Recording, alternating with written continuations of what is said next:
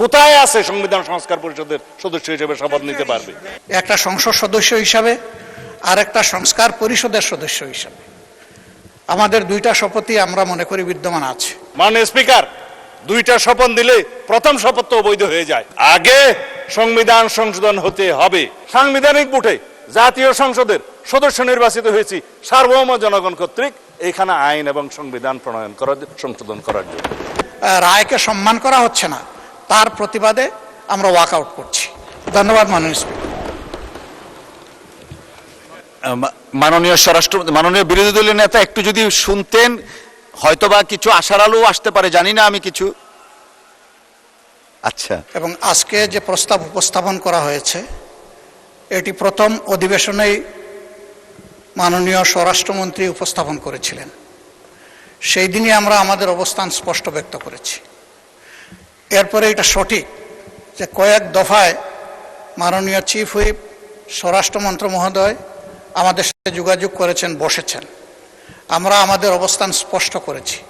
আমরা কখনো বলি নাই যে আমরা নাম দেব সদস্যদের। আমরা কনসেপচুয়ালি এটাকে অ্যাকসেপ্ট করি নাই। আমরা বলেছি আমরা জাতির কাছে ওয়াদাবদ্ধ, যেমন ওয়াদাবদ্ধ ছিল বর্তমান সরকারি দল। আমরা নির্বাচনের আগে সবাই বলেছি গণভোটে হা বলুন, হা ভোট বিজয়ী হলে আমরা গণভোট বাস্তবায়ন করব, এর রায় বাস্তবায়ন করব। এবং এরই প্রেক্ষিতে আমরা দুইটা শপথ নিয়েছি, একটা সংসদ সদস্য হিসাবে আর একটা সংস্কার পরিষদের সদস্য হিসাবে। আমাদের দুইটা শপথই আমরা মনে করি বিদ্যমান আছে। সুতরাং ওইটাকে যদি বাইপাস করার জন্য এই কমিটি গঠন করা হয় তাহলে আমরা এই প্রস্তাব প্রত্যাখ্যান করছি।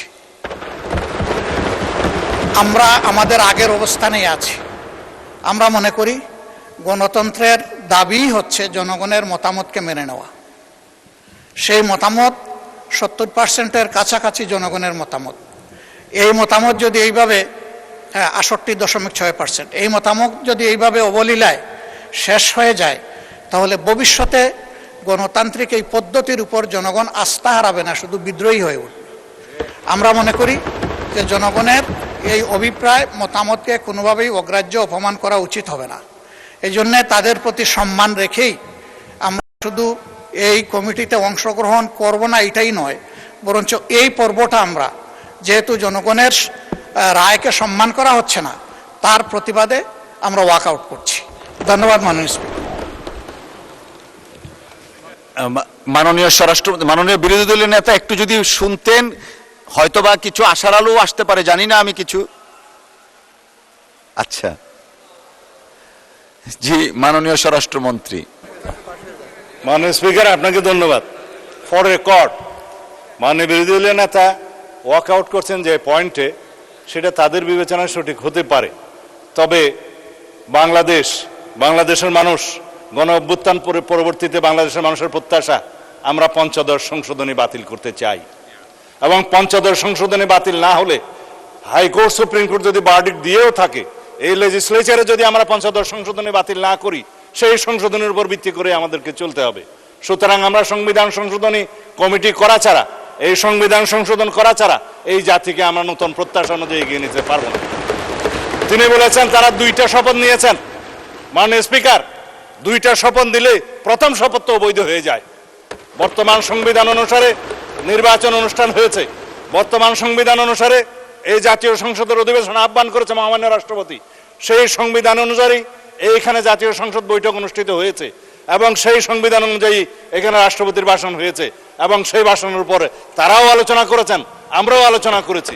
মাননীয় স্পিকার, এখনো পর্যন্ত সাংবিধানিক নিয়ম অনুসারে সেই ধারাবাহিকতায় এই জাতীয় সংসদের প্রত্যেকটা অধিবেশন, প্রত্যেকটা বৈঠক পরিচালিত হচ্ছে।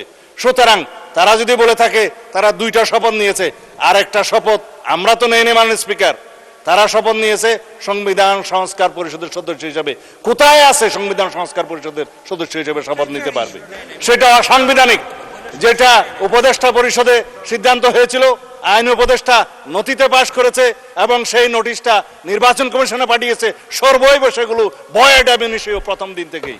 এবং সেই আর্টিকেল 148 অনুসারে, তফসিল তৃতীয় অনুসারে সেখানে যে একটা ফর্ম ব্লু পেপারে ছাপিয়ে দেওয়া হলো, যে সংসদ সদস্যগণ আবার আরেকটি শপথ নেবেন সংবিধান সংস্কার পরিষদের সদস্য হিসাবে, সেটা ফুল নাল অ্যান্ড ভয়েড, এটা কোনো আনকনস্টিটিউশনাল, সে কোথাও নাই। এবং তার উপর ভিত্তি করে তিনি যে বক্তব্য দিলেন গণভোটের গণরায় অনুসারে আমরা গণভোটকে সম্মান দিতে চাই, অবশ্যই গণভোটের গণরায়কে যদি সম্মান দিতে হয় এই সংবিধানকে সংশোধন করতে হবে। এবং তারপরে যদি সবাই মিলে রাজি হয় যে সংবিধান সংস্কার পরিষদ গঠন হবে, তখন যে সংবিধান সংস্কার পরিষদের সদস্য হিসেবে শপথ নিতে পারবে, তখন সেটা হবে। এখন তো সেটা হয়নি। মানে স্পিকার, আগে সংবিধান সংশোধন হতে হবে সমঝোতার ভিত্তিতে। সেই সংবিধানে যদি সংস্কার পরিষদের কোনো বিধান সংযুক্ত করতে হয়, সেই আলোচনাও তাদেরকে সেই সংবিধান সংশোধন কমিটিতে এসে করতে হবে।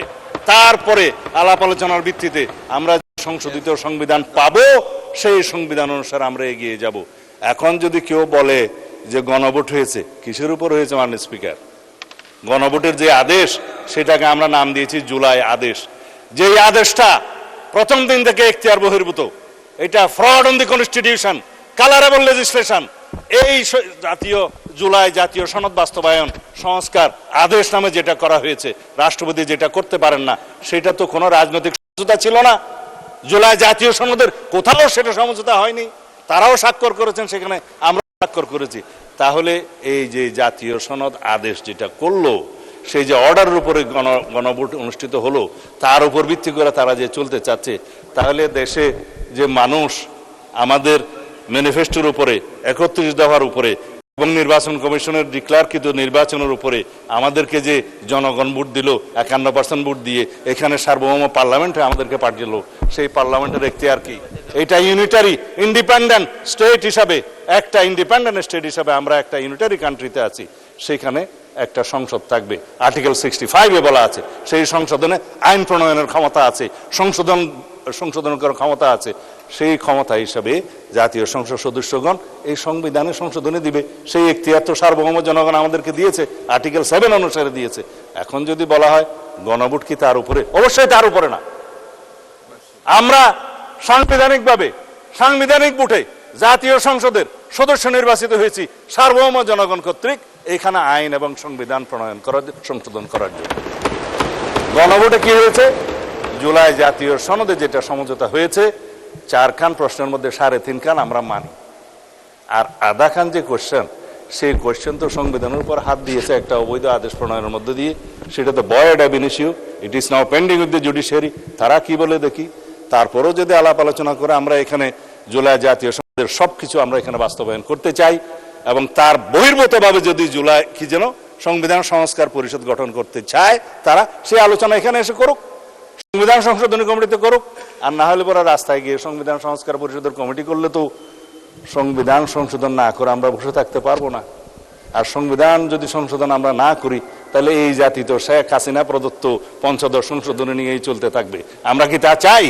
আমরা অবিলম্বে ইনশাআল্লাহ এই সংবিধান সংশোধনী কমিটি গঠন করা হয়েছে, আমরা বৈঠক করব এবং এই জাতির শ্রেষ্ঠ সন্তানদের সাথে আমরা আলোচনা করব, স্টেক হোল্ডারদের সাথে আলোচনা করব, জুডিশিয়ারির সাথে আলোচনা করব, আইনজীবীদের সাথে আলোচনা করব, সুপ্রিম কোর্ট বার অ্যাসোসিয়েশনের সাথে আলোচনা করব, আমাদের পত্রিকার সমস্ত সম্পাদক এবং ডিজিটাল আর প্রিন্ট মিডিয়ার সমস্ত সম্পাদকদের সাথে আমরা আলোচনা করব, অন্যান্য স্টেক হোল্ডার বুদ্ধিজীবীদের সাথে আলোচনা করব, সংবিধান সংসদ বিশেষজ্ঞদের সাথে আলোচনা করব, জুলাই জাতীয় সনদ প্রণীত হয়েছে যে সমস্ত রাজনৈতিক দল স্বাক্ষর করেছে তাদের সাথে বসে আলোচনা করব, সংসদে আলোচনা করব, বৈঠক করব, তারপর আমরা সুপারিশ প্রণয়ন করব।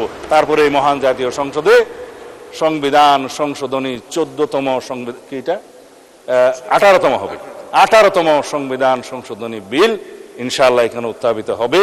আমরা আশা করি বিরোধী দলীয় সদস্যগণ ইমোশনাল রাজনীতি না করে আমরা যাতে সংশোধিত একটি শক্তিশালী সংবিধান সংশোধনী বিল আনতে পারি, সেই জন্য গণতন্ত্রের স্বার্থে তারা সহযোগিতা করবেন।